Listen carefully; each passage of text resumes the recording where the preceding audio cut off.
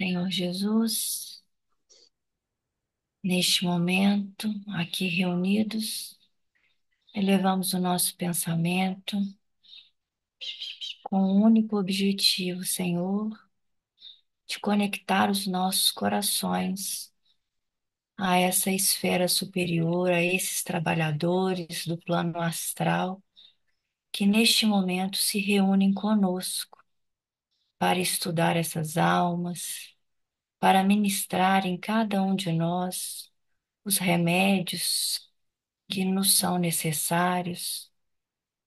E assim, Senhor, agradecemos por esses instantes. Agradecemos por essas lições, por essas obras que clareiam o nosso raciocínio e nos fazem, Senhor, pensar, refletir sobre os seus ensinamentos deixados há mais de 2000 anos. Senhor Jesus, neste momento, pedimos que mais que os nossos raciocínios, os nossos sentimentos sejam aclarados. Queremos, Senhor, purificar o vaso do nosso coração. Queremos não olhar para trás e caminhar, Senhor, em tua direção. Ajude-nos a refazer os nossos caminhos, ajude-nos a endireitar as nossas rotas, para que possamos, Mestre, enxergar com profundidade aquilo que os nossos olhos da carne, ainda não conseguem ver. Ajude-nos, Senhor, a superar as nossas misérias, as nossas imperfeições, para que essa luz, mesmo pequenina, que nos são trazidas por esses estudos, por esses benfeitores do alto, possa se fazer sentir dentro de nós. Luz é luz, não importa o seu tamanho, que ela se faça brilhar dentro de nós, que ela possa clarear a nossa visão, iluminar os nossos raciocínios, para educar a nossa vontade, ajudar as nossas escolhas, para que elas sejam feitas, Senhor, de acordo com aquilo que já sabemos, mas ainda não fazemos. Ajude-nos nesse propósito, que assim seja.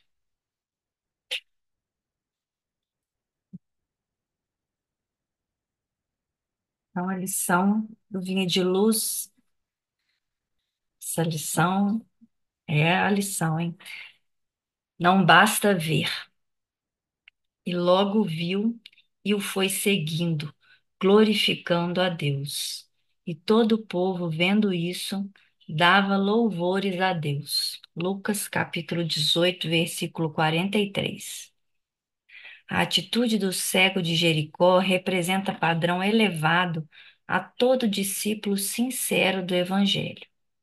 O enfermo de boa vontade procura primeiramente o Mestre diante da multidão. Em seguida, a cura acompanha Jesus glorificando a Deus.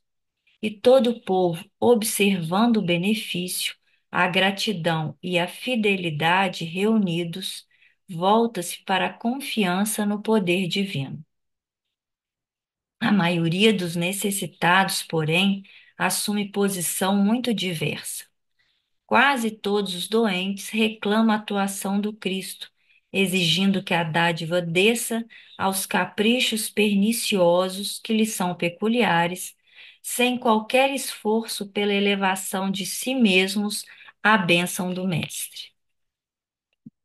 Raros procuram o Cristo à luz meridiana, e de quantos lhe recebem os dons, raríssimos são os que lhe seguem os passos no mundo.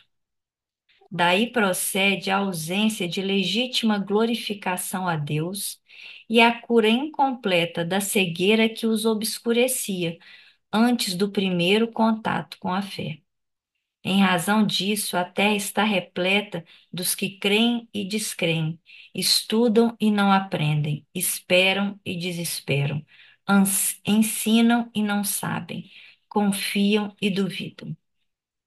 Aquele que recebe dádivas pode ser somente beneficiário. O que, porém, recebe o favor e agradece-o, vendo a luz e seguindo-a, será redimido. É óbvio que o mundo inteiro reclama visão com Cristo. Mas não basta ver simplesmente. Os que circunscrevem ao ato de enxergar podem ser bons narradores, excelentes estatísticos, entretanto, para ver e glorificar o Senhor, é indispensável marchar nas pegadas do Cristo, escalando com ele a montanha do trabalho e do testemunho. Então, Emmanuel vem trazer esse versículo aqui, que foi tirado da passagem lá do cego de Jericó. E aí ele vem dizer que o cego de Jericó representa um padrão, né? Um modelo a ser seguido por todos nós. E aí no segundo parágrafo ele já resume a atitude do cego de Jericó, né? Qual que seria essa atitude padrão a ser seguida por nós? Que é aquele que, enfermo da alma, e todos nós somos enfermos na mesma condição, que diante da multidão, diante do mundo, não tem dúvida de quem vai procurar. Ele procura, apesar daquela multidão toda, ele mesmo cego vai procurar quem? Jesus.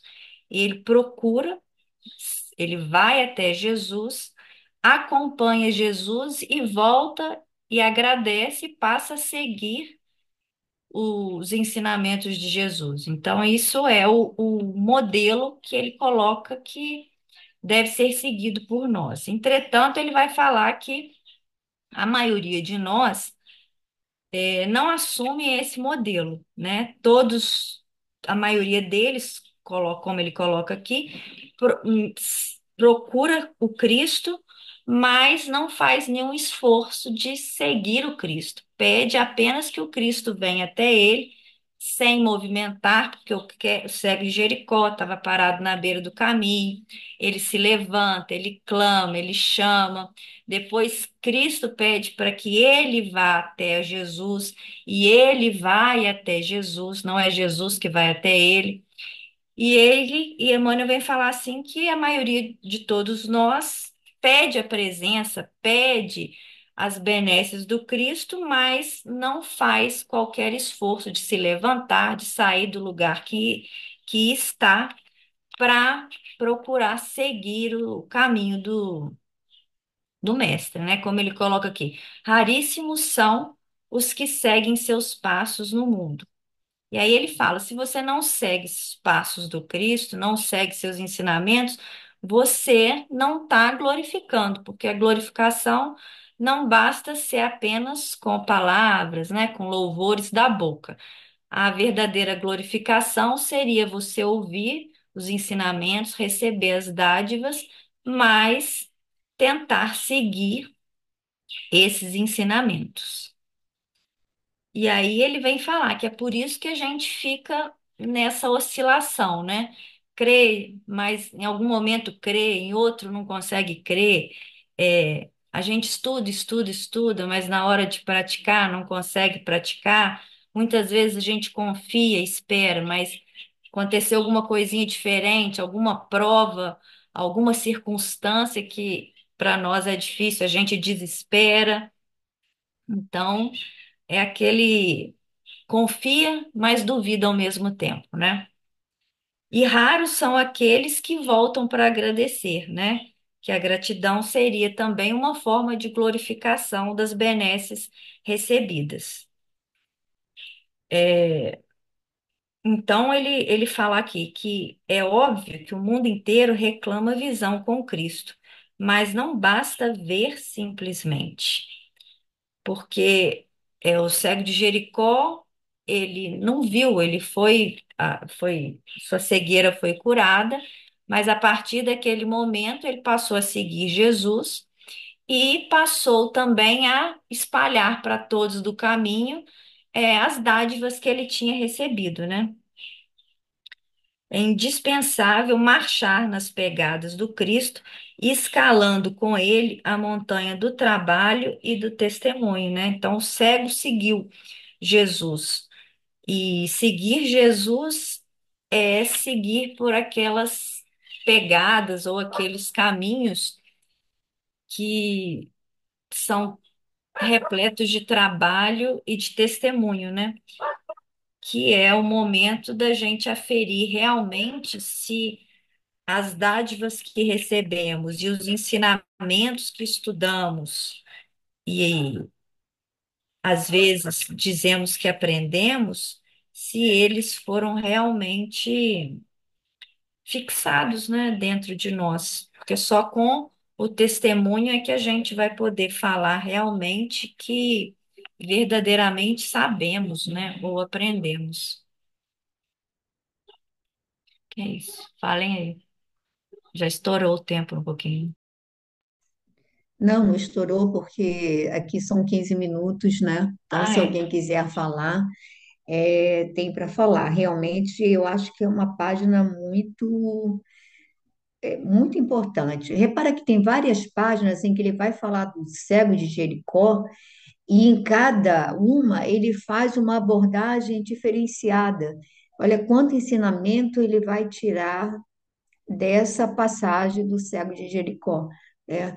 Então, aqui ele vai mostrar e a nossa dificuldade de seguir um mestre é enorme, né? E hoje, com todo o esclarecimento que a doutrina espírita nos traz, e mesmo assim, a gente tem uma dificuldade de vivenciar o evangelho. Porque quando Paulo de Tarso falava em conversão, depois que te convertas ou que converta, e para ele converter era realmente passar a adotar aqueles princípios na vivência. E eu acho que a gente fraqueja bastante. Mas se alguém quiser falar, tem ainda uns minutinhos. Alguém quer fazer alguma colocação a mais? Não? Então a gente vai começar nossa leitura do a 50 anos depois.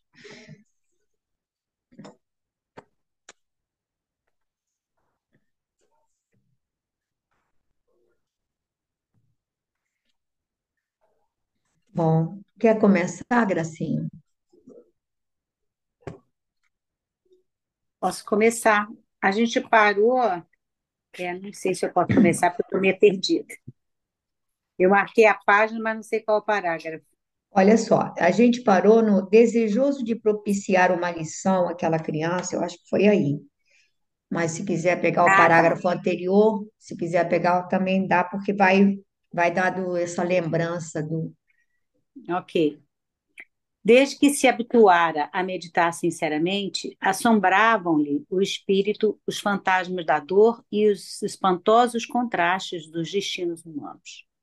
Apesar de arraigado às tradições mais puras dos antepassados, e não obstante havê-las transmitido com fidelidade e amor aos descendentes, seu coração não podia aceitar toda a verdade divina encarnada em Júpiter, símbolo antigo que consubstanciava todas as velhas crenças.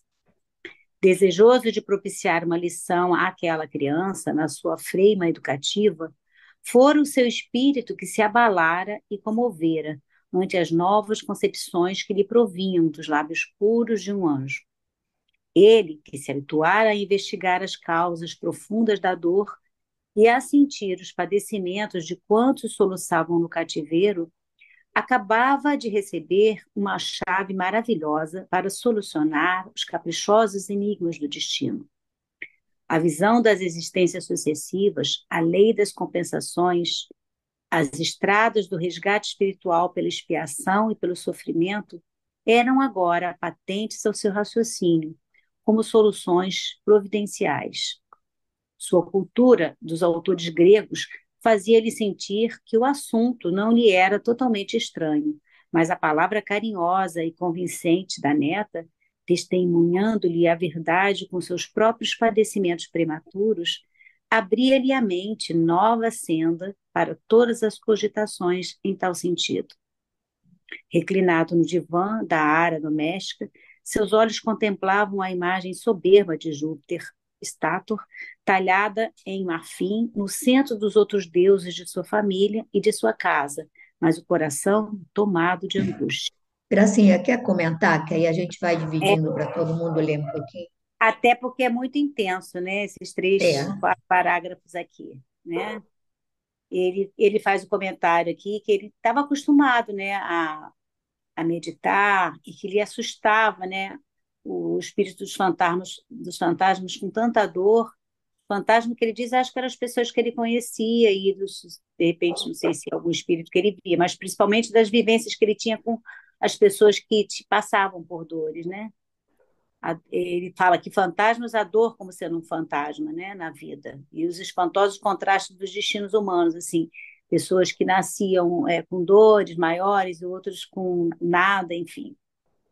E embora ele fosse apegado lá às tradições puras, ele e transmitisse aos outros fidelidade, amor, da forma como ele aprendeu os descendentes dele, o coração dele não aceitava ainda, né? Não aceitava como completa, né? A, a figura encarnada de Júpiter, né? De verdade encarnada. Aquele símbolo era um símbolo para ele, que apesar das velhas crenças, ele ainda tinha dúvidas. E neste momento em que há em que ele recebe da neta, né, lições tão fortes, né, principalmente porque foi ela que disse no próprio testemunho das dores dela, ele se depara com soluções e verdades, né? Ele compreende então por que que as pessoas passam por contrastes tão grandes na vida a partir da ideia de existências sucessivas, das compensações, da lei de compensações, da o próprio resgate, a expiação, o sofrimento, explica por que que somos diferentes, passamos por situações diferentes, passamos por outros com muito mais dores, já nascem com dores, já nascem com problemas, né? E outros não, enfim. E aí ele percebe que a cultura dele, de autores, né, dos autores que ele tinha, faz com que ele se sinta totalmente estranho agora naquela situação de daqueles deuses que ele aprendeu a cultuar, porque a mente aberta agora fazia com que ele cogitasse de outro caminho. É, acho que eu fui muito resumida, Pepita, porque tem tanto não, assunto aqui. não. Eu só vou reforçar uma frase que tem a ver com a página que a Verônica leu no início. Quando ele vai dizer assim, ele vai falar dos autores, etc. e tal, que nesse momento eles passam a não ter aquele sentido pleno, aquela coisa, mas a palavra carinhosa e convincente da neta, testemunhando-lhe a verdade com os seus próprios padecimentos Padecimento. prematuros. Ou seja, ele não está tendo apenas a exposição de uma filosofia, ele está vendo na atitude da neta vivenciando tantos sofrimentos, porque, gente, ela faz um relato de dores terríveis, quer dizer, o rapaz que ela amava profundamente, a maneira como ele foi é, é, martirizado lá pelo pai, pela família, a maneira como ela era discriminada no seio da família, porque ela é, se Acreditava em dizia Cristo. cristã, não é? Então, ele vê numa jovem de 18 anos tanta resignação, tanta complacência, tanta reverência a um Deus, né, que ela acredita, que ela se coíbe, quer dizer, ela teve contato com alguém que ela amava muito e que eles não se permitiam nem o toque, para que não pudessem despertar em seus corações desejos ou outras ansiedades humanas, transferindo essas realizações para um porvir que era no plano espiritual. Então, essa força toda, essa convicção numa menina é que faz com que mexa todas as estruturas dele. Quer dizer, ele era uma pessoa boa, ele era dado à meditação, ele questionava no seu íntimo essa Diferença. diversidade entre os destinos humanos, aquela coisa toda, mas nunca ninguém, digamos, havia falado com tamanho critério, mostrando, digamos assim, uma coerência e, ao mesmo tempo, uma vivência real, né? Eu acho que isso daí é que tem a ver com a página inicial que até a Verônica leu, né, do que é da diferença entre pregar apenas com as palavras e a pessoa que prega com as atitudes, né? Eu acho que também o importante para ele foi também o fato de que a coerência do que foi dito, ensinado por Cristo a ela, né? A doutrina de Cristo e que ela aprendeu, né? De vidas sucessivas e que explicavam finalmente, davam para ele uma condição de maior entendimento porque as pessoas sofriam, porque os deuses deles eram uma formalidade só e separavam, acho que ainda mais as pessoas, né? Porque tinha todo aquele ritual que nem todo mundo podia cumprir, né? Diferenciava realmente as pessoas como pessoas melhores, que tinham direitos e não. Eu acho que isso deve ter mexido ainda com ele, porque ele também não aceitava já, né? Ele já tinha internamente esse entendimento, mas ele seguia aquilo ali que ele tinha aprendido, no entanto, em termos de É. religião. Alguém quer falar mais alguma coisa desse trecho?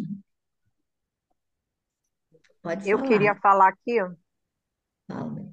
porque mais uma vez, a gente lendo esse trechinho que a Gracinha leu, a gente chega à conclusão que os primeiros pergaminhos, né, os primeiros escritos do Evangelho, eles eram muito mais profundos do que o que a gente tem hoje em mãos, né? Vocês não acham isso? Porque pelas coisas que são colocadas aqui, né, né, que ele, que a neta coloca para ele tanta coisa de vidas sucessivas, enfim, tudo isso que está embutido aqui na religião espírita, né? E eu acho que se perdeu mesmo, né? Se perdeu no Evangelho. É porque a igreja, né, Nessa, Glória, a igreja não tinha exatamente, interesse de colocar exatamente. o Foi que ficou. suprimido Os trechos, propositalmente. os trechos que ficaram, ficaram tipo esquecidos, que é É, aquele de Nicodemos, não é? Então, que Jesus explicava em é, particular, ele não explicava para a multidão, mas ele explicava em particular todos os ensinamentos para eles. Então, muita coisa, e ele sabia que ia ser adulterado e deturpado, porque quando ele fala que ele iria mandar o Consolador, que iria, digamos, esclarecer coisas que ele não havia esclarecido, e iria trazer a verdade que iria ser deturpada. Ele fala isso, ele anuncia, ele sabia disso. E aí vem o Espiritismo resgatar isso tudo, né? Sem contar que os fenômenos mediúnicos aconteciam com uma riqueza imensa nas reuniões dos primeiros cristãos. E eles tinham esclarecimentos. A gente vai ver isso no próprio Paulo e Estevão, a gente vai ver isso em outros livros também do Emmanuel, que quando eles têm essas reuniões, eles ouviam orientações de espíritos mais sublimados, né? Então, a gente vê que muita coisa foi realmente adulterada, né? É Eu, verdade. eu não acho, não. Eu acho que o evangelho não sofreu tantas adulterações assim, nesse sentido, não. Eu acho que essa parte aí dessa pluralidade de vidas, reencarnação, eu acho que é pela esse estágio, né? Sei lá se é estágio que a gente pode falar, que como é que ele chama, gente? Agora deu um branco. Que ele fez lá na Índia, com o No hinduísmo. Ciro, não, não, Ciro. Verônica. Olha só, a passagem de Nicodemos é clara.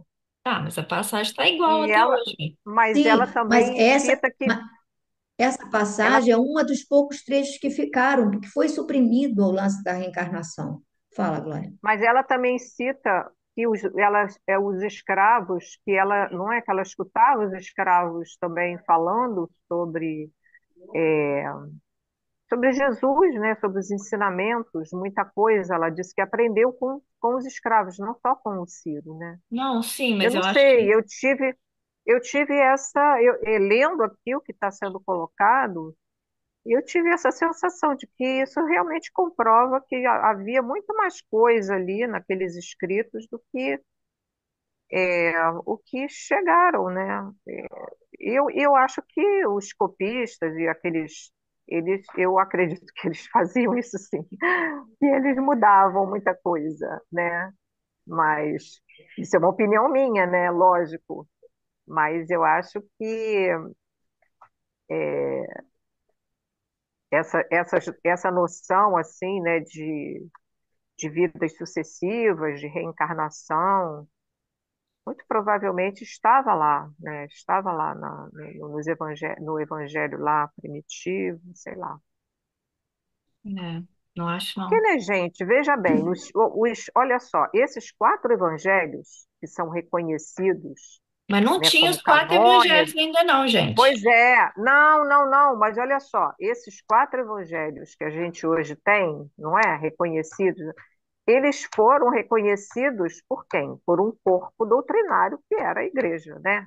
Então, todos aqueles, né, estudiosos, não é? Eles atestavam a veracidade daqueles escritos e os aceitavam como legítimos, como, né? Mas a gente não sabe se o que se perdeu pelo caminho, né, também, o que... Vocês não viram que há pouco tempo foram encontrados uns pergaminhos numa caverna?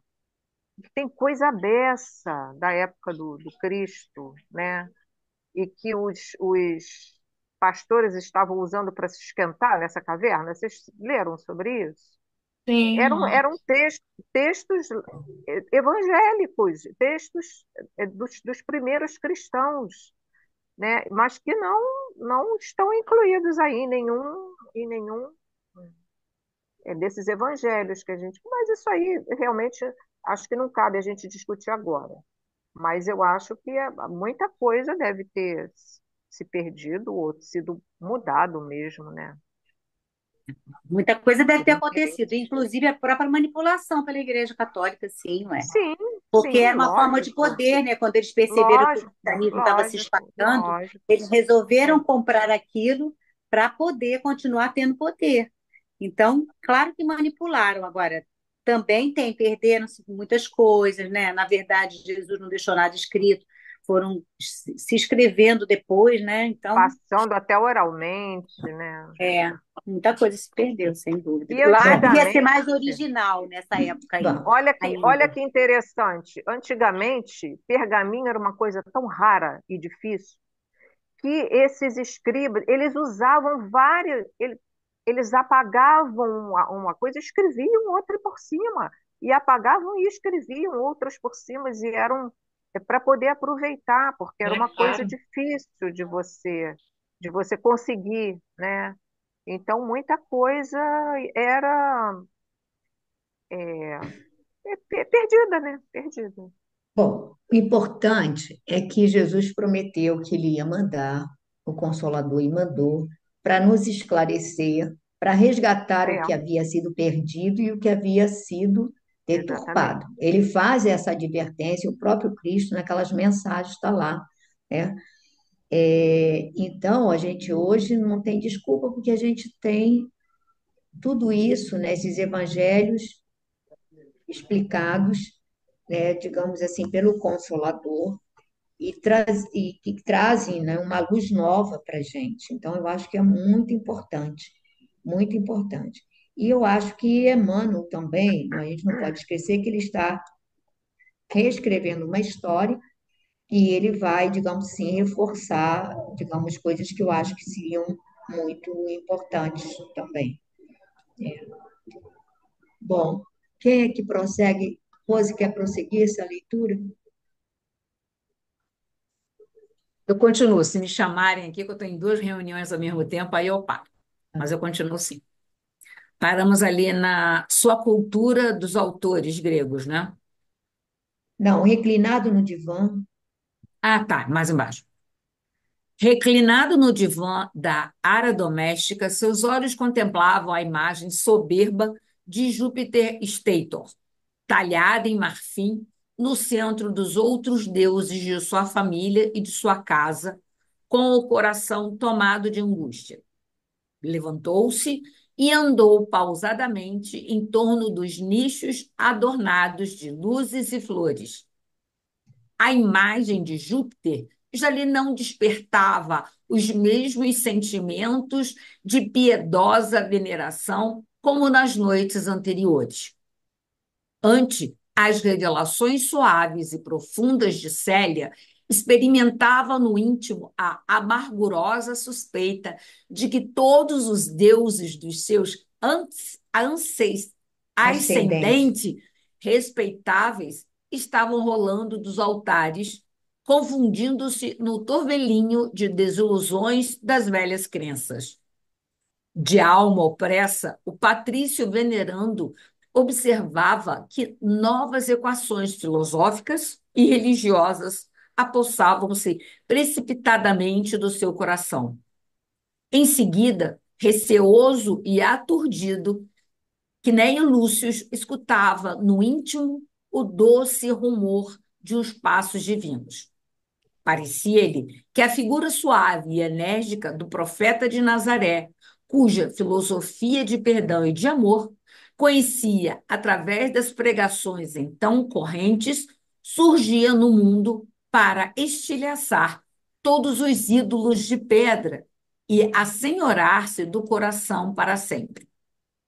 O respeitável ancião, se era amigo da verdade, não era menos do sagrado depósito das tradições austeras. No compartimento consagrado às divindades do lar, sentiu que o ambiente lhe asfixiava o coração e o raciocínio.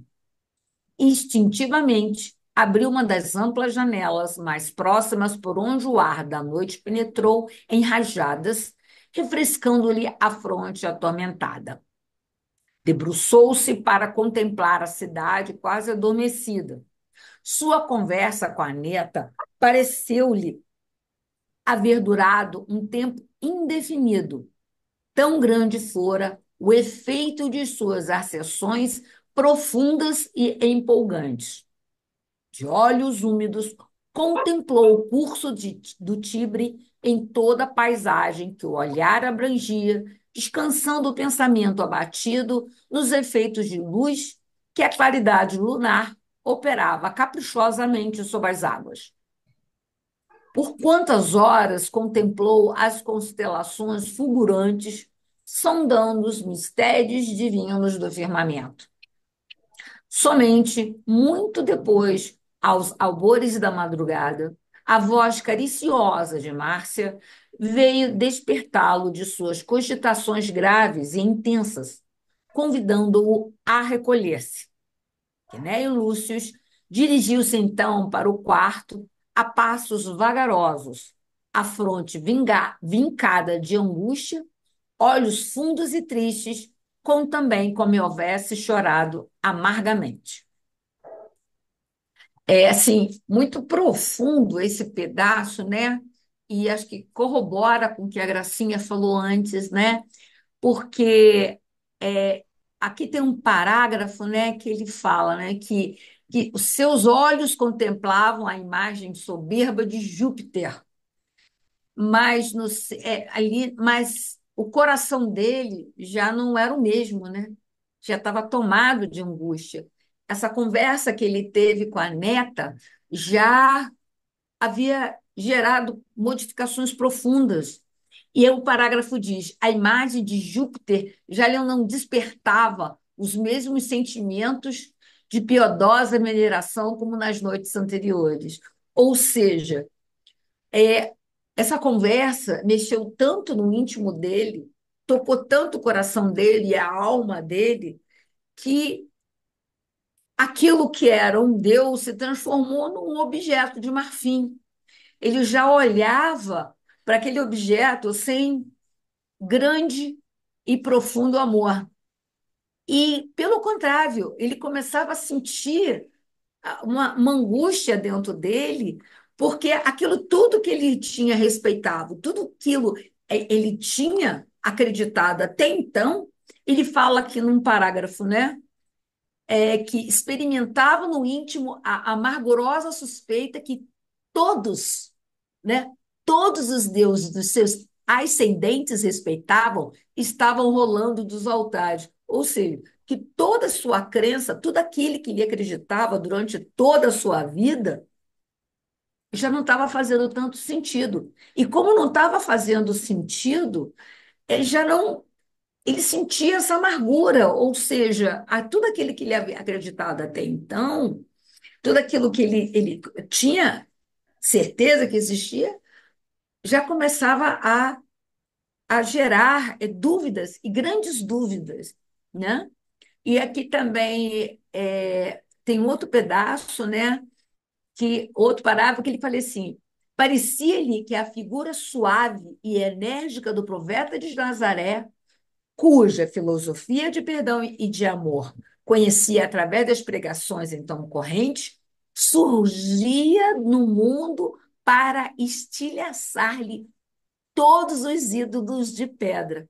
Ou seja, que toda a mensagem do profeta, né, estava quebrando ali aqueles ídolos de pedra, que tudo aquilo que ele acreditava estava sendo ruído por essa mensagem de amor de Jesus Cristo, né?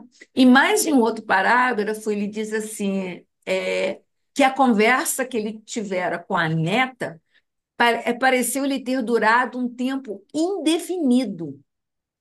Tão grande for o efeito das suas ascensões profundas e empolgantes.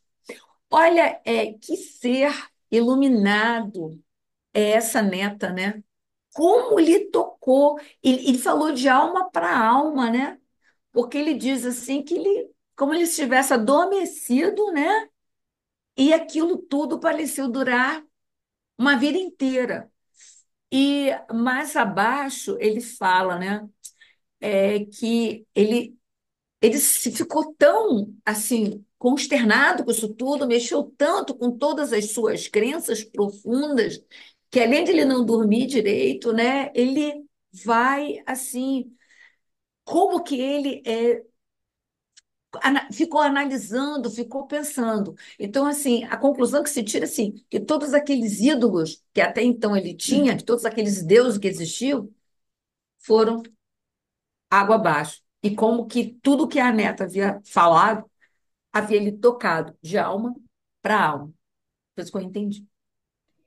Rose, você tocou todos os pontos assim que eu iria até, digamos assim, eu destaquei esses parágrafos. Só que em um, você pegou uma parte e eu quero só reforçar ele no todo, porque é de uma poesia tão profunda, e você o abordou, mas ele tem uma frasezinha antes, quando ele diz assim, em seguida, quer dizer, ele vai falar dessa alma opressa e tudo mais, e desse balanço entre as filosofias que ele conhecia, entre tudo que ele conhecia e o que chegava novo, que era resumido, foi resumido numa conversa. E aí ele diz, em seguida, receoso e aturdido, Néio Lúcio escutava no íntimo o doce rumor de uns passos divinos. Escutava no íntimo o doce rumor de uns passos divinos. Gente, isso é de uma poesia, ou seja, ele estava sentindo a aproximação do mestre no seu coração. Esse mestre estava penetrando os caminhos do seu coração. Quando ele diz assim, receoso e aturdido, escutava no íntimo o doce rumor de uns passos divinos. Aí ele vai falar exatamente de tudo isso que ele, né, compara as filosofias, e aí ele vai dizer que Jesus surgia no mundo para estilhaçar todos os ídolos de pedra e a senhorear-se do coração humano para sempre. E é o que estava acontecendo ali nele, porque ele ouvia no íntimo esses passos divinos e o Senhor, né, esse Jesus estava penetrando, se apossando desse coração, que a partir dali jamais seria o mesmo. jamais seria o mesmo. Então, a gente vai ver essa mudança, eu acho assim, nossa, isso aqui é muito, Emmanuel tem hora que ele é muito poético. É assim, é profundo, sublime e ao mesmo tempo é de uma poesia encantadora. Mas alguém mais quer falar alguma coisa? Fala, Verônica. Ele deve ter sido, assim, eu tô supondo, tá? Né? Afirmação não. É, contemporâneo do Cristo, não? Esse Neio Lúcio. Pode até ser, aí seria uma outra encarnação Mas anterior, você não sei. não tem Não, informação disso, não, né? não, não, a gente não tem, a gente não tem. O Entendi. que eu vi ontem, por acaso, que eu estava vendo, confirmou uma coisa que eu já disse para vocês sobre a Célia, mas eu disse assim, naquela coisa do sentimento íntimo. Quando eu falei que para mim a Célia, ela fazia parte da equipe do Estevão, da Abigail, desses espíritos dessa falange crística. E aí eu falei assim, quer dizer, eu ainda falei, eu acho, né? Só que ontem, por acaso, eu lendo um trecho, ele faz essa afirmativa, que ela tinha vínculos, né, com aqueles espíritos vinculados ao Cristo, né, que ele fala há 2000 anos, especialmente Abigail e Estevão. Olha, falei, tá vendo? A gente sente. Então, tá tudo, né, nesse grupo, né? Até porque, digamos, eu acho que Emmanuel começa a escrever de espíritos que, de alguma maneira, estão vinculados à sua trajetória, né? Tem contato, isso é um vínculo muito forte. E aí a gente vai vendo isso. E é o mesmo sentimento da Abigail que a gente vê no Gesiel, né? O Gesiel, só com o Velho Testamento, ele tinha a certeza desse Messias, ele tinha a atitude de alguém que conhecia o Messias, porque conhecia, ele só não lembrava que conhecia, né?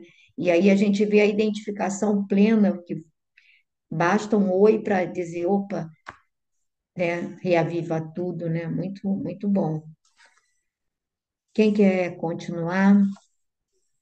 Glorinha quer ler um pouco?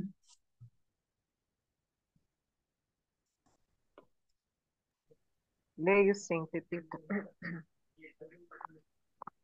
Então a gente vai começar o capítulo 3. Sombras domésticas. A vida das nossas personagens em Roma reiniciou-se sem grandes acontecimentos nem surpresas. E o Vídio Lúcius, apesar do amor à província, experimentava a agradável sensação de haver voltado ao antigo ambiente, a ocupar um cargo mais elevado, no qual haveria de enriquecer sobremaneira os valores de sua vocação política ao serviço do Estado. Concedendo liberdade a Nestório, fizera questão de admiti-lo nos trabalhos do seu cargo e da sua casa, como cidadão culto e independente que era.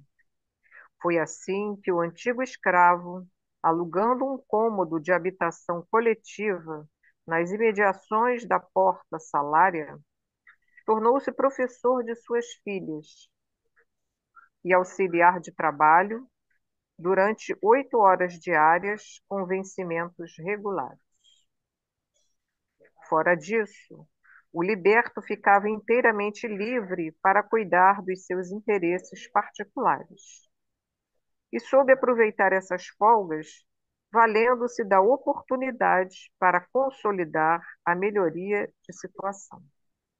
Assim é que, à noite, ensinava primeiras letras a discípulos humildes que lhe contratavam os serviços, facultando-se um vasto campo de relações e dando expansão aos seus pendores afetivos em reuniões carinhosas que lhe propiciavam novas energias ao coração. Bastou um mês para que ficasse conhecendo os centros mais importantes da cidade, seus homens ilustres, monumentos, classes sociais, fazendo amizades sólidas na esfera humilde em que vivia. apaixonado pelo cristianismo, circunstância que Ovídio Lúcio desconhecia, não se furtou a satisfação de conhecer os companheiros de ideal, de modo a cooperar com o seu contingente na tarefa abençoada de edificar as almas para Jesus, naqueles sombrios tempos que o pensamento cristão atravessava, entre ondas largas de incompreensão e de sangue. Vocês estão me ouvindo? Sim, Tá, é porque. só mais esse parágrafo, Glorinha, e depois aí você dá Tá, uma parada. tá bom. Ah, é porque vocês congelaram aqui um pouco para mim. A palavra fácil de Nestório, aliada à circunstância de suas relações pessoais com o presbítero Iohannes, discípulo dileto de João Evangelista na igreja de Éfeso, situação que lhe facultava o mais amplo conhecimento das tradições de Jesus, proporcionou-lhe imediatamente um lugar destacado entre os companheiros de fé, que 2 vezes na semana se reuniam à noite no interior das catacumbas da Via Nomentana para estudar as passagens do Evangelho e implorar a assistência do Divino Mestre. Bom, então aqui é o que eu achei, né? Ele vai fazer um apanhado da trajetória, né, do Nestório, do Emmanuel, e mostrando, né, que ele passa a ser, ele sendo um escravo liberto, ele passa a, a trabalhar, né, com educação, né? Ele ensinava, né, ele ensinava as primeiras letras, ou seja, ele educava já, né, aquelas pessoas mais humildes, né? E, enfim, ele vai crescendo, não é, em trabalho e naquilo que ele já era a proposta, né, dele de vir, né? E, e essa questão também já vai falar da palavra fácil, né? De como ele já tinha essa habilidade, né? De tocar os corações, né? E aí aqui vai falar de um presbítero, né? Que ele conhece e ele passa a ter uma relação mais íntima com ele e que era um discípulo de João Evangelista na igreja de Éfeso, né?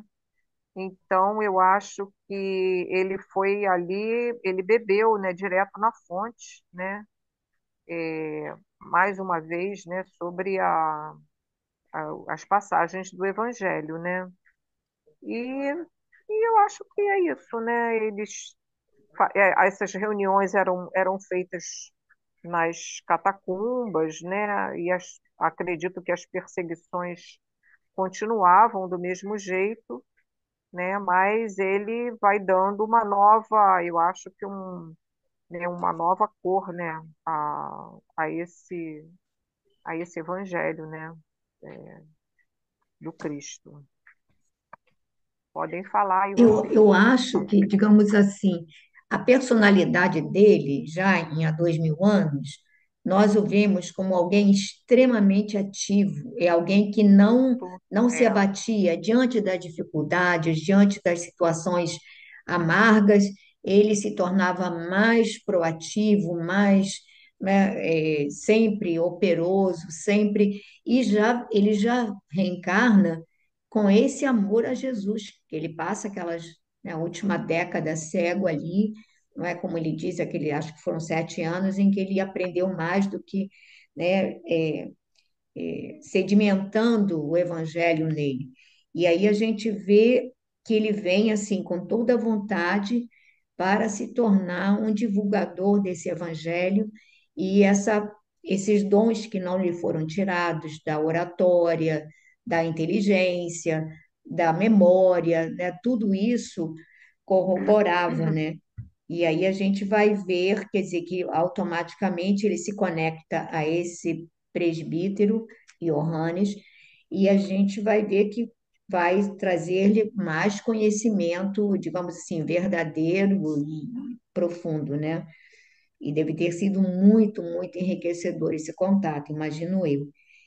E aí agora ele vai continuar fazendo uma explanação de como era a realidade naquele momento histórico, né? Mas se alguém quiser fazer algum comentário, perceber que, digamos assim, como ele era um professor nato, né? Ele sempre foi, né? E ele continua, né? Diziam que ele viria como educador, a gente até hoje não sabe, né? Mas vamos ver. Quem é que quer falar mais alguma coisa? Ninguém? Não? João, quer ler um pouquinho? Posso ler. A palavra fácil de Nestório, aliada às circunstâncias de suas relações pessoais com o presbítero Não, Johannes, isso aí já foi Johannes, Já lido. foi lido, Isso aí João. já É o foi lido, ah, próximo. João. já? É o reinado, né? É o Ah, reinado perdão. de Adriano. Tá. O reinado de Adriano, embora liberal e justo de início, caracterizou-se pela perseguição e pela crueldade, depois dos terríveis acontecimentos da Guerra Civil da Judéia. Posteriormente, a 131, todos os cristãos se viram compelidos a buscar novamente o refúgio das catacumbas para suas preces. Perseguição tenaz, implacável, era movida pela autoridade imperial a todos os núcleos de ideias ou de personalidades israelitas. Os adeptos de Jesus apenas se reconheciam entre si na cidade por um vago sinal da cruz, que os identificava fraternalmente onde quer que se encontrassem. Nestório não desconhecia o perigoso ambiente, buscando adaptar-se à situação quanto possível, de maneira a continuar servindo o Cristo na sua fé íntima, sem trair o cumprimento dos seus deveres em consciência. Votava a Elvídio Lúcio e à sua família extremado respeito e sincera estima. Jamais poderia esquecer que recebera de suas mãos generosas a liberdade plena. Era assim que se desobrigava de suas responsabilidades, com satisfação e devotamento.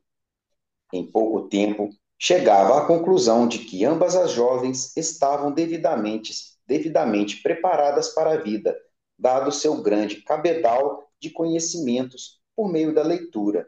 Mas Elvídio Lúcio, cultivando a sua simpatia da primeira hora, conservara-o no seu gabinete de trabalho, onde o liberto teve ocasião de lhe testemunhar o seu reconhecimento e admiração, fortalecendo-se cada vez mais os laços de amizade recíproca.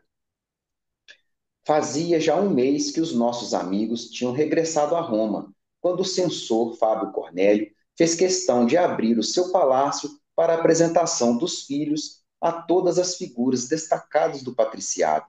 Você quer que para aqui, Pepita? Vai entrar num outro contexto, ou você quer continuar? Acho que pode ler só mais um pedacinho aí, tá bom? Tá. A essa festa de larga projeção social compareceu o próprio Adriano, com o prefeito e Cláudia Sabina, enaltecendo o esplendor do acontecimento.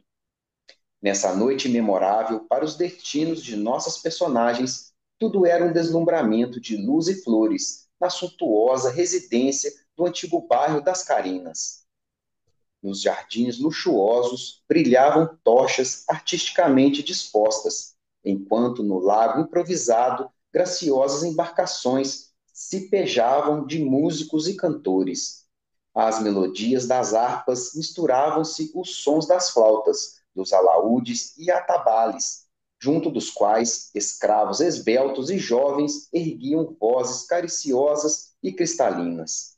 Quer comentar? Acho que muito descritivo aqui, né? Mas ele traz aqui para nós, né? Continuando o que a Glorinha tinha mencionado, né? É, dessa, né? Embora o imperador Adriano, à época, né, no início ali, né? É, antes da revolução lá da Guerra Civil na Judéia, né? se tinha uma tolerância ali, né? Ou se fazia uma vista grossa, né? Para os cristãos ali em Roma. E depois desses fatos, né? Da guerra lá na Judéia, voltou as perseguições, né? E, né? Então eles tiveram, né? Os cristãos tiveram que se reunir às escondidas, né? E nas catacumbas. E interessante que agora ele menciona, né? A gente fala do sinal da cruz, né? Então, eles se reconheciam, né? Às vezes, fazendo esse gesto, né? Do sinal da cruz. Era como eles se identificavam. E o Nestório, né, se adaptou à situação, né? Entendia ali, né, o perigo que estava ali, né? Que né, permeava ali naquele momento em Roma, mas ele continuava, né? Então a gente vê, assim, interessante que a gente vê que ele realmente, né? E eu acho que essa a reencarnação de Nestor é a próxima depois que ele veio como Públio Lentulus, né? Então, Sim. assim, foi uma mudança, uma virada de chave, né? De uma encarnação para outra muito grande, mas que ele conservou ali, né? A gente vê aquela mudança de postura dele já ao final da encarnação dele como Públio Lentulus, e aqui ele vem sedimentando, né?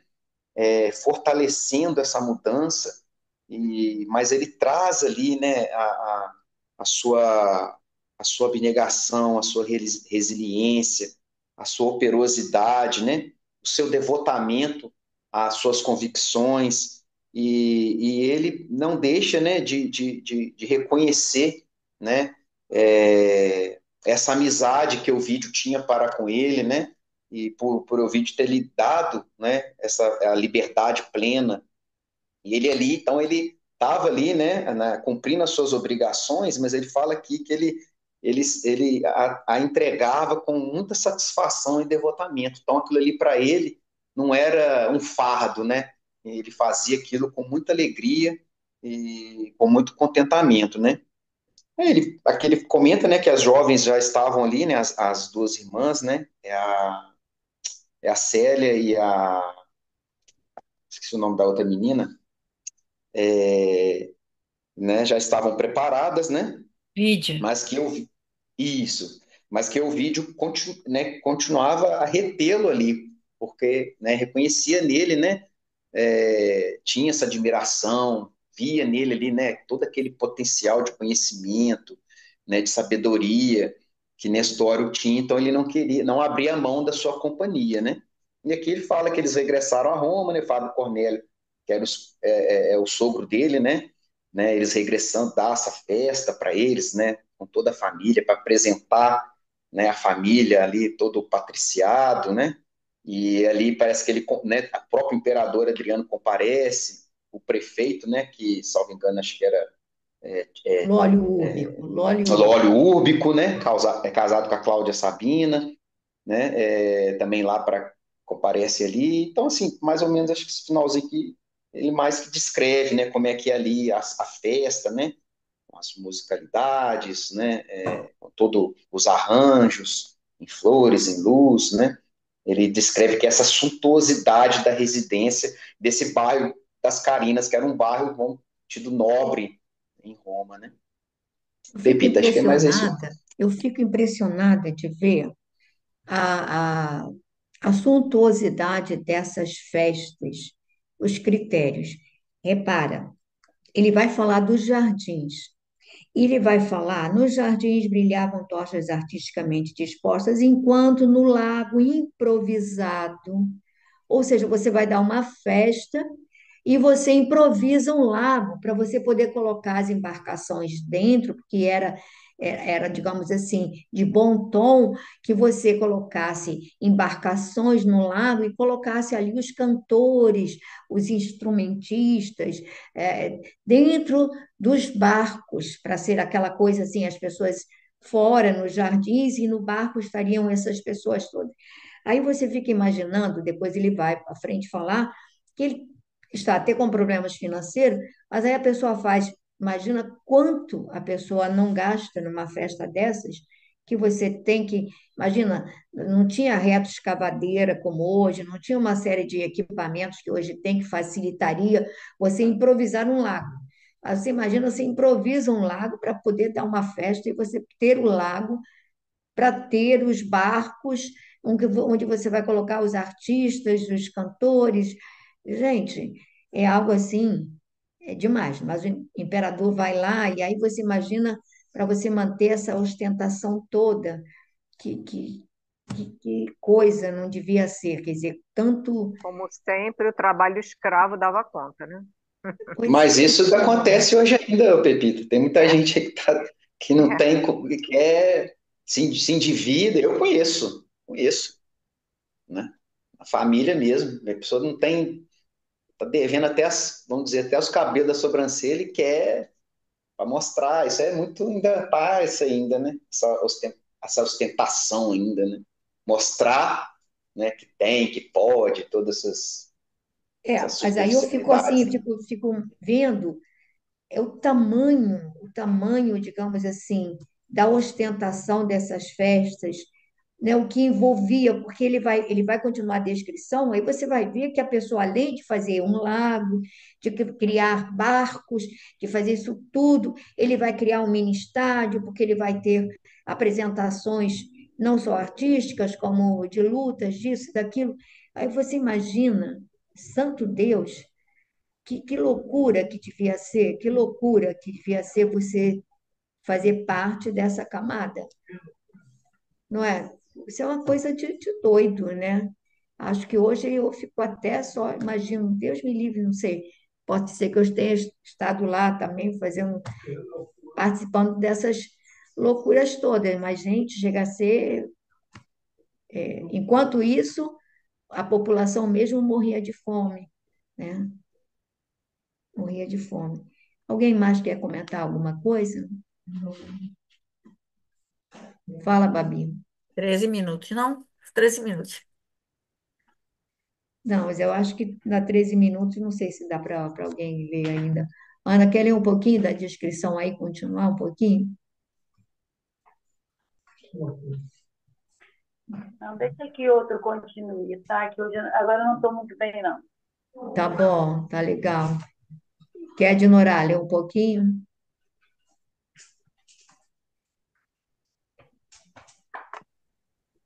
Parou aqui, mas não era só, né? Sim. Isso.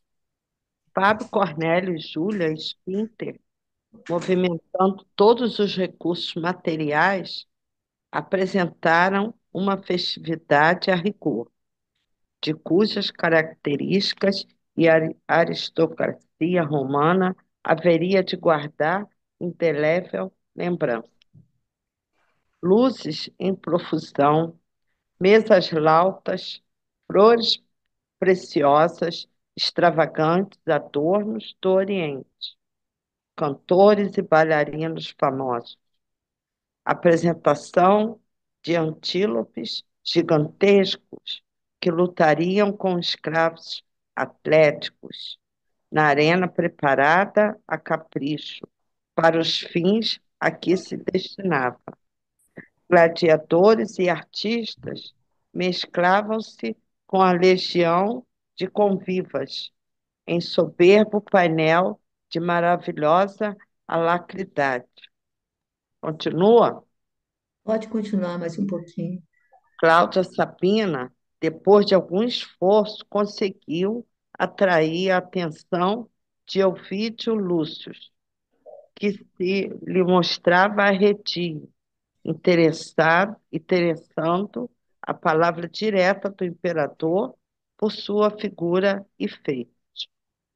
De vez em quando, uma referência carinhosa e vaga, e o patrício recebia alarmado, receoso de voltar à recordação dos tempos inquietos da juventude. Enquanto isso, Lólio Úrbico, oferecendo o braço à alba Lucínia, conduzia de leve as alamedas extensas e floridas em derredor do lago artificial que brilhava à luz da noite, num como deslumbramento.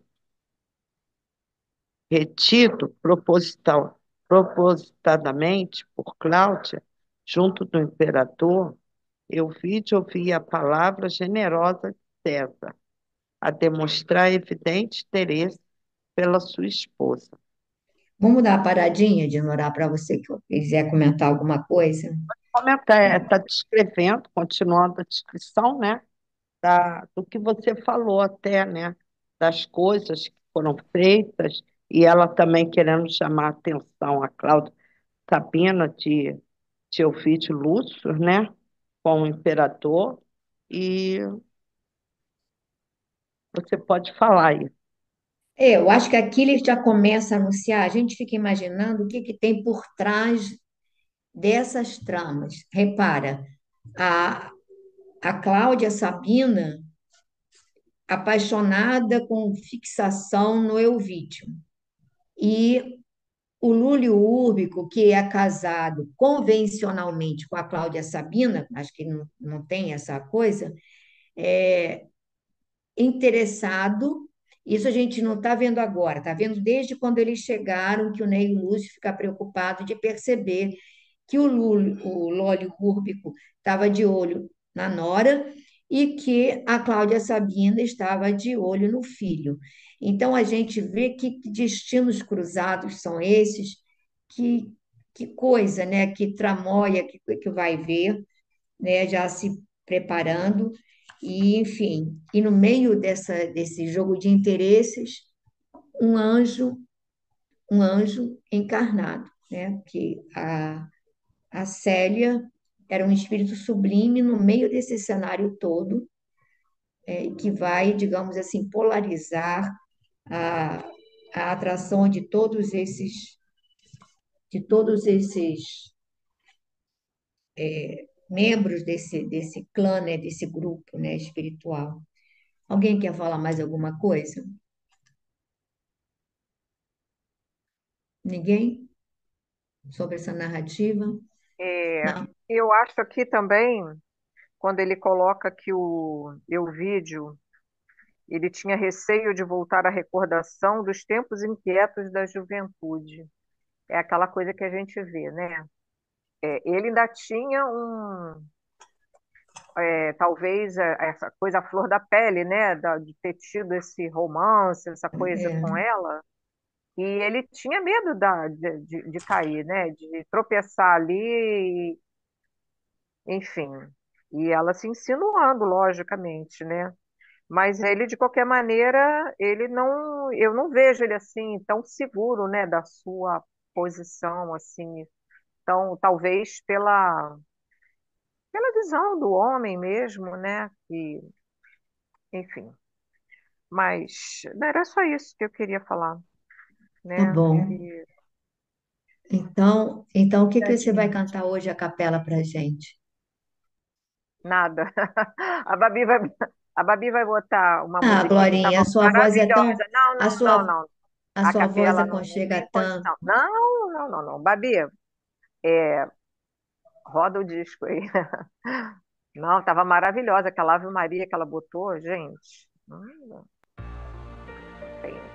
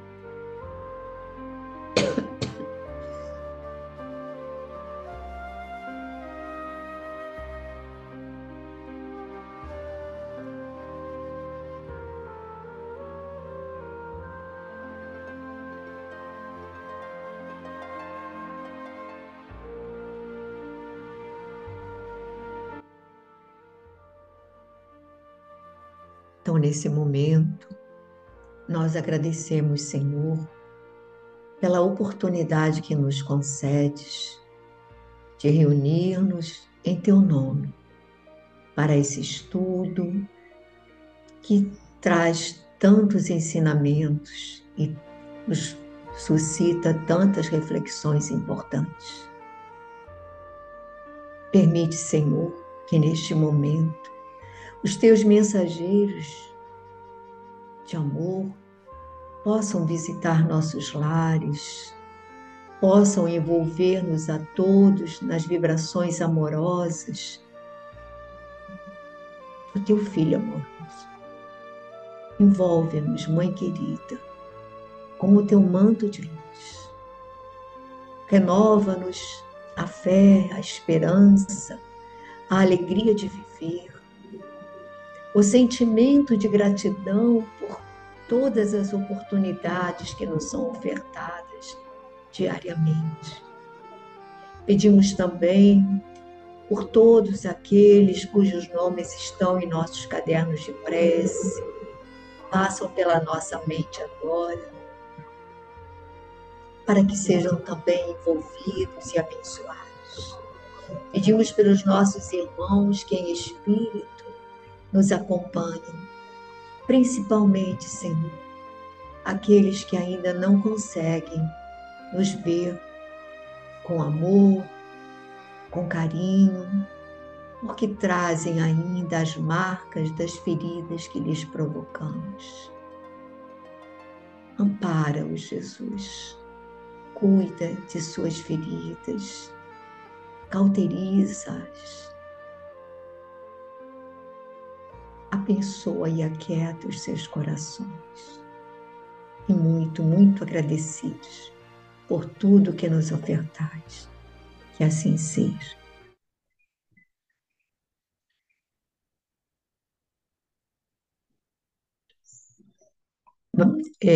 Babi, tem que parar a gravação.